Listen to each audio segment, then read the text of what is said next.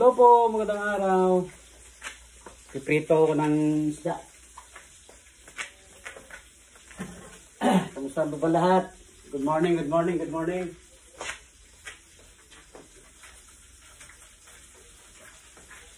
Tayo ay magpiprito.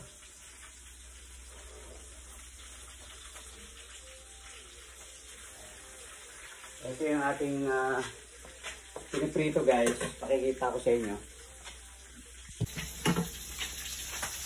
Ito siya. Yun!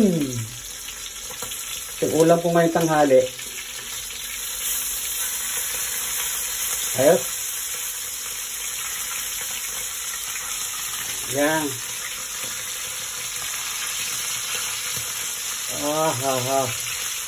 Kasarap. Sarap ng prito eh. Kainam. Ay alay, kainam ini nga mamayang tanghalian. Ay alay, so, saan ka pa?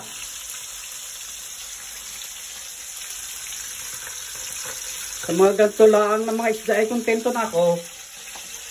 Diba? Sarap. Maaga pa naman. Ako na naman ngayong mag-isa dito sa bahay. At sila ay nasa school.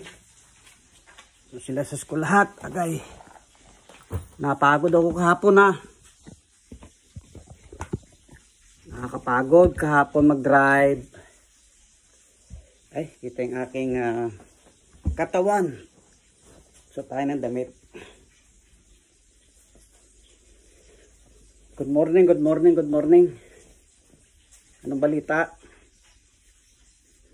Ngayon po ay araw ng Biyernes.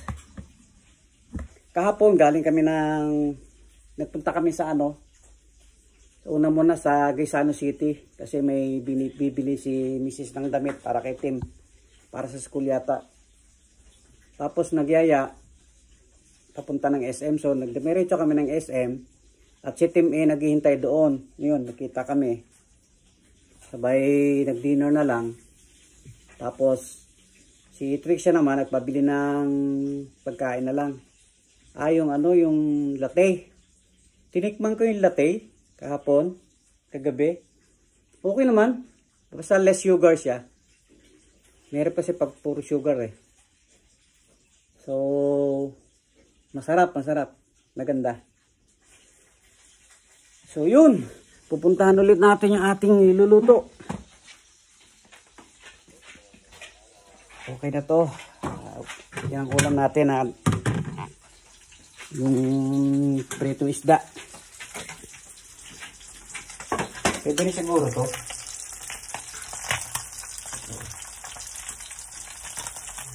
Anuhin muna natin ng konti. Tayo Pwede na yan.